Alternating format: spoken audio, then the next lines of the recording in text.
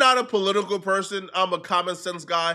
And what I can tell you is Jimmy Kimmel being indefinitely suspended, aka effectively fired and removed from air, is Trump's biggest mistake in his political career. They will look back on this as their biggest mistake and deepest regret. This is the first bipartisan issue where I think MAGA and Trump has taken the wrong side of things. And this will ultimately backfire. I think it's particularly nasty that ever since Charlie Kirk's death, which by the way was a tragedy, I cried when Charlie Kirk died. I spoke about how much I think is wrong on this particular channel. I pray for Charlie Kirk's family every night. I think he should still be alive and he shouldn't have been killed for having an opinion. But the Trump administration has politicized this man's death so much, they are now using his death as a shield. And they've been using it as a shield from day one to go after their enemies and go after free speech. This Jimmy Kimmel situation is a perfect example of this. They really fired Jimmy Kimmel and took him off air by force through threats after a couple calls got made because Jimmy Kimmel made a joke. Here's the audio of the joke that got Jimmy Kimmel fired. We hit some new lows over the weekend with the MAGA gang desperately trying to characterize this kid who murdered Charlie Kirk as anything other than one of them and doing everything they can to score political points from it. In between the finger pointing, there was grieving. On Friday, the White House flew the flags at half-staff, which got some criticism. But on a human level, you can see how hard the president is taking this. My condolences on the loss of your friend Charlie Kirk. May I ask, sir, personally, how are you holding up over the last day and a half, sir? I think very good. And by the way, right there, you see all the trucks? They've just started construction of the new ballroom for the White House, which is something they've been trying to get, as you know, for about 150 years. And it's going to be a beauty. Yes. He's at the fourth stage of grief, construction. Demolition, construction. This is not how an adult grieves the murder of someone he called a friend. This is how a 4-year-old mourns a goldfish. Initially, they thought they were slick. They try to use Charlie Kirk as a shield because they know right now a lot of people is galvanizing around Charlie Kirk. It first was Jimmy Kimmel disrespected Charlie Kirk, told an insensitive joke about Charlie Kirk, and that's why he was fired. But then people went back and actually watched the full audio, and Jimmy Kimmel actually showed respect to Charlie Kirk, and he disrespected Trump or made a joke about Trump and how Trump reacted to Charlie Kirk's death. So the joke was about Trump, not Charlie Kirk. So now the Charlie Kirk excuse is out the window. And then they try to run game on us like how Trump ran game on us with Stephen Colbert. The world knows that Trump got Stephen Colbert fired because Colbert called him out. Trump made calls to get him fired. But because Trump understands the optics, he can't just come out and claim it. So he hid behind the ratings, right? To give this veil that he's pro-free speech. Trump will write, everybody is saying that I was solely responsible for the firing of Stephen Colbert from CBS Late Night. That is not true. The reason he was fired was a pure lack of talent and the fact that this deficiency was costing CBS $50 million a year in losses, and it was only going to get worse. And then Trump gave us a warning. He said what? Next up, my next targets will be an even less talented Jimmy Kimmel and then a weak and very insecure Jimmy Fallon. The only real question is who will go first. Showbiz and television is a very simple business. If you get rating, you can say or do anything. If you don't, you always become a victim. Colbert became a victim to himself. The other two will follow. He told y'all Jimmy would be next, and Jimmy Kimmel was next because he criticized him. Jimmy Kimmel made a joke about Trump on national television. So then Trump had the chairman of the FCC contact ABC and let him know, hey, bruh, yo, take him off air or else we will revoke your broadcasting license. Well, that's an easy decision. Jimmy, you off air for criticizing Trump. Bob Iger, the CEO of Disney, he's about to do a very big acquisition. However, the acquisition teeters the lines of monopoly. Monopoly laws are at risk here because this acquisition would essentially give Disney a monopoly over sports streaming. They will have too big of a chunk in sports streaming. They need the government to approve that acquisition. They need Trump administration to approve that acquisition. Trump is now saying, hey, bruh, hey, Jimmy on air, sorry, you bring him back to, sorry, we're not approving it. The president of the United States is having his administration make calls to get people fired who criticize him, who don't agree with him, who shares opposing views. This is not something that I believe nobody should agree with this. This isn't like a part. No, bro, I'm not a Democrat. I'm not a Republican. I could care less about politics. But free speech is under attack. And ultimately, bruh, I think they will regret this because you even have people who are on the right. They're coming out and they're speaking out. They're saying, hold on, this is a little bit too far. The usual Trump supporters is coming out and saying, hold on, bruh. This ain't what we voted for. Tucker Carlson has something to say about it. And I think Tucker Carlson really put this into perspective, bruh. You hope that. You hope that Charlie Kirk's death won't be used by a group we now call bad actors to create a society that was the opposite of the one he worked to build. You hope that. You hope that a year from now, the turmoil we're seeing in the aftermath of his murder won't be leveraged to bring hate speech laws to this country. And trust me, if it is, if that does happen, there is never a more justified moment for civil disobedience than that, ever. And there never will be. Because if they can tell you what to say, they're telling you what to think. There is nothing they can't do to you because they don't consider you human. They don't believe you have a soul. A human being with a soul, a free man, has a right to say what he believes, not to hurt other people, but to express his views. This don't just stop at Jimmy Kimmel. This don't stop at just him. You understand this, right? No, I understand. If you say, man, I don't like Jimmy Kimmel, bro, I could give a damn about Jimmy, man. He could kick rocks and be homeless for all I care. That's your right. Hey, cool, right? I can't tell you what to care about and what not to care about. But understand this, man. Advocating for Jimmy Kimmel losing his rights is advocating for yourself losing your rights because you're next. And don't just stop at Jimmy Kimmel. Pam Bondi, over the last couple of days, have been talking about how they're about to go after speech. They're going to target your free speech. Things that conservatives fall for, such as, hey, if you are a little mom and pop stop, hey, you don't care about the culture where you're not online, you're just a 50, 60-year-old person who saved up your entire life to finally open up your bakery.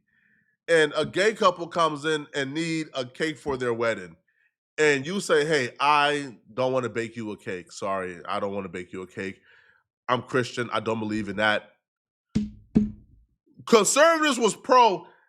That bakery shouldn't have to lose their livelihood because they don't want to bake somebody a cake for something that they don't align with religiously. Pam Bondi is now saying, to hell with that. And they're using Charlie Kirk as the shield. That's horrific. It's free speech, but you shouldn't be employed anywhere if you're going to say that.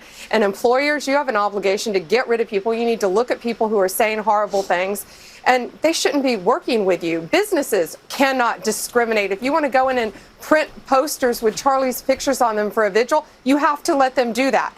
We can prosecute you for that. I have Harmeet Dillon right now in our civil rights unit looking at that immediately, that Office Depot had done that. We're looking at that.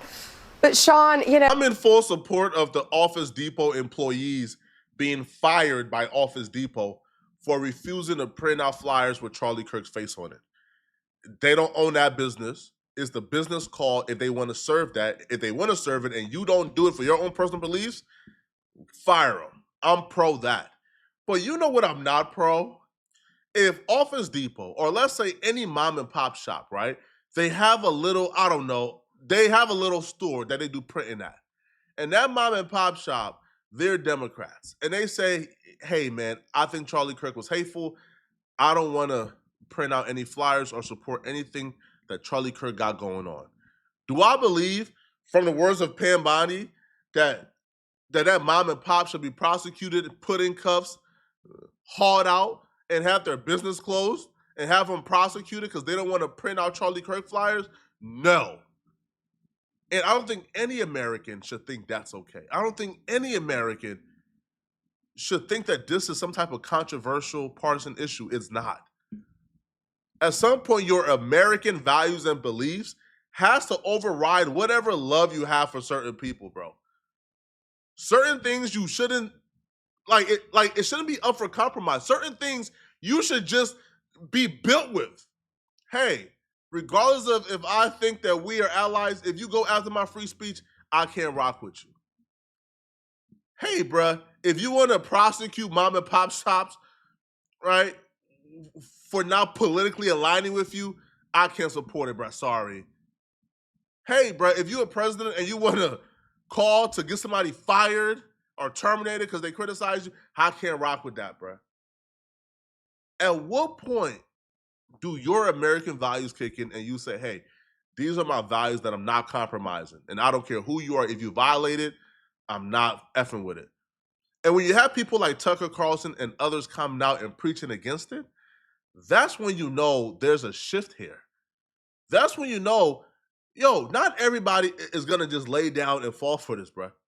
Now, again, there are sides. There's the far left and the far right, right? And when it comes to the far left, whatever Joe Biden does, right?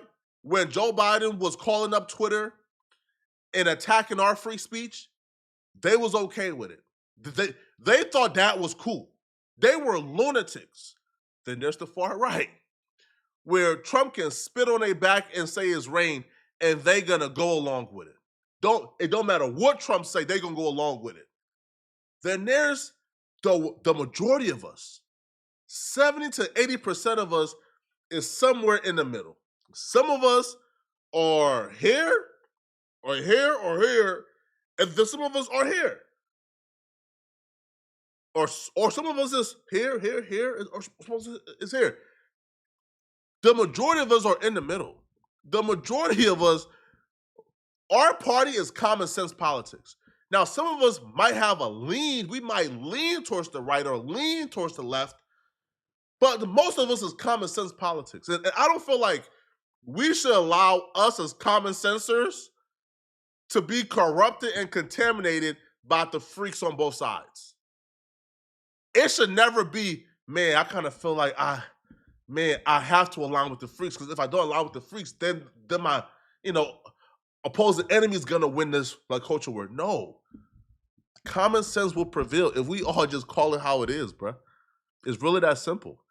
Trump is going against what he ran on. Did y'all forget that protecting free speech was a very important part of like that election? A very important part. After years and years of illegal and unconstitutional federal efforts to restrict free expression, I will also sign an executive order to immediately stop all government censorship and bring back free speech to America.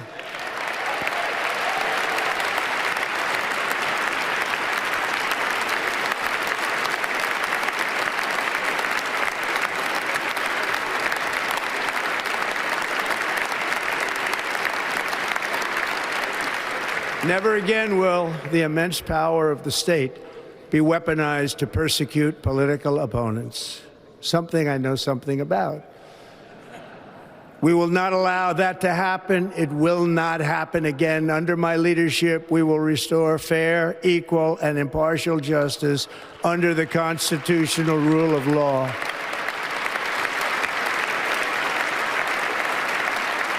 And we are going to bring law and order back to our cities.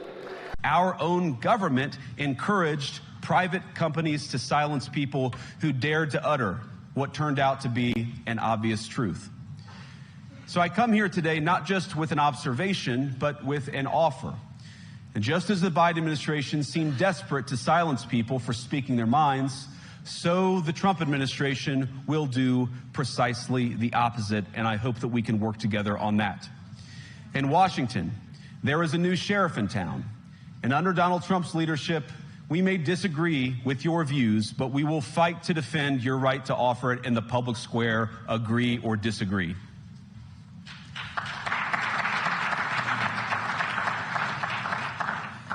Understand there's really only two options here: to be on the right side of history or the wrong side of history. And if you're that guy who's watching your opposition be oppressed and you're okay with it because it's a side that you support doing the oppression, then hey, man, get it how you live, right? But when it's your turn, don't want to hear no crying. But when it's your turn, understand that people like myself or others who's currently fighting against this, against our free speech being attacked, will also be your advocate as well. Now, there are some people who are on the right side of history, like Andrew Schultz. We can read this from right to left. So Andrew Schultz will write, fascism is wrong. Well, no, he says the left will say, fascism is wrong unless you kill our political opponents, then we'll celebrate it. Then the right will say, cancel culture is wrong unless you cancel the shows of our political opponents, then we'll celebrate it. The vast majority of Americans that I speak to are repulsed by this behavior, yet there's almost no representation of this sentiment in media, independent or mainstream. How is that possible? Well, I hate to break it to you, Andrew, right? A lot of these independent media dudes, these YouTubers, they're being bought out. There's fat money being put in their pockets by a lot of PACs. I'm being real with you here, bro. We already seen it with like David Pakman and them, right? How they was getting paid like $8,000 a month. They claimed they was being paid $8K a month for no reason. Yeah, okay. All right. So then you have Tim Dillon, who actually wrote, FCC commissioner threatening to revoke broadcasting licenses has chilling effect on free speech. AG threatening to go after hate speech is a bad sign. When someone has a weapon, everyone will use it. I continue to unconditionally support Israel in all of his actions now and forever. Sam Morale says, the Epstein list won't be released, but Jimmy Kimmel will be. Most people, for the most part, even, Tim Dillon's statement kind of threw me off a little bit, but for the most part, they'll be on the right side of history. You know who will be on the wrong side of history? Dave Portnoy. Dave Portnoy really disappointed me, man. I wasn't expecting like dish shucking and jiving and being a sellout like this, bro, from Dave Portnoy, bro. I was disappointed. I thought Dave was a warrior. All right, I got to chime in here. Everyone's talking about Jimmy Kimmel being suspended indefinitely from ABC, from his show, stemming from comments he made. One, I guess he was insinuating that the Charlie Kirk assassin was far-right MAGA, one of their own followers. And then two, he made a joke about Trump not really caring or being sympathetic that Charlie Kirk was assassinated. Now, I think I have a unique take on this because I run a fairly large media company. I also do media. So you're seeing a lot of people right now, and I tweeted about it right away, being like, cancel culture, the right is so hypocritical, they're so anti-cancel culture, and now they want cancel culture. To me, this is not cancel culture at all. Like, what cancel culture is when you don't like somebody, say me, and then you're like, we want to get rid of Dave. So we're going to comb through everything Dave has said for the past 20 years, and we're going to find things we don't like that don't fit in this time period or whatever. Not just me, anybody. But that's cancel culture. Digging through old tweets, videos, things said to get rid of a person. Your goal going in, it's like, I'm going to get rid of this person I don't like, and I'm going to dig up everything that this person has done their entire life and find some smoking guns and put pressure on people to get rid of them. This, what happened to Kimmel, I would say, is consequences for your actions in real time, statements in real time. He made jokes that people didn't like. He tried to say that the assassin was part of the far-right MAGA. He's not. And then Sinclair Communications was like, this is garbage. Our people that we, in our markets, they don't want to see this. We're preemptively pulling them off the air, kind of forced ABC's hand. We have since found out that that's not true. We have since found out, Brendan Carr confirming that, that the FCC chairman made a call about Jimmy Kimmel, threatening to revoke their broadcast license if he's not taken off air. This is a free speech issue. When the government, the active president and his administration is making calls to get somebody off air because they made a joke about him, that's a free speech issue. And Dave Portnoy will be on the wrong side of history. He will be remembered for being on the wrong side of history. This is just not cool. I don't care what your political leaning is. You probably won't be able to guess mine, right? Because a lot of y'all call me a leftist. And some of y'all call me a conservative, which I don't know why you would think I will be either. But yeah, y'all let me know, man. What y'all think about this? Do y'all believe that this is a free speech issue or not? Let me know. And if you're still watching, click on this video right here somewhere on my screen to find out. We got some more updates regarding the situation with this singer who apparently was sleeping with one of his fans that was only 15 years old. which ultimately led to him murdering a fan. He's a multi-platinum singer. It's still current under investigation, but we got more details about it. So click on this video right here to find out about the situation with David and Celeste. I'm going to see you guys in this video. I'm out of here, folks. Peace.